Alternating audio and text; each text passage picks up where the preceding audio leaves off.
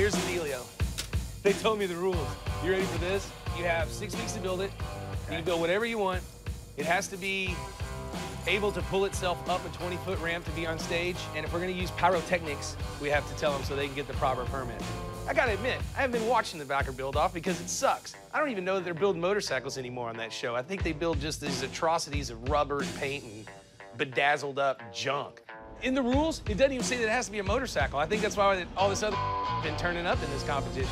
Well, God knows we can build some weird stuff, but I don't want to build a weird motorcycle with this. I don't want a bike that gets your attention from 200 yards away. I want a bike to hold your attention when you're standing there looking. I agree 100%. You know, in a build-off competition like this, I think it's important to bring a motorcycle to a motorcycle build-off. The one thing that's always kind of weirded me out a little bit is it was just off the shelf. It's like grab a motor, grab a transmission. Yeah. And so it's just, it boils down to who builds a cute fender and who has a neat tank, and then that's about it. They're not even building a Harley Davidson. I mean, I think that we got to get a real motorcycle and build it. Oh, yeah. I say we get back to basics and build a real chopper.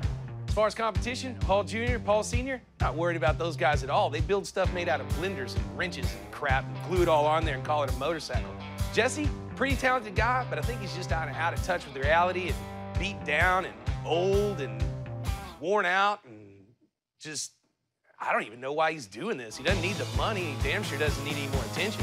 I think that if we bring the bike that, you know, kind of started the movement, I mean, that kind of what choppering was, I think that we stand a good chance of winning if we bring a motorcycle instead of an event, a circus. So, that's a way to put it. If we actually show up with a motorcycle, we'll probably win.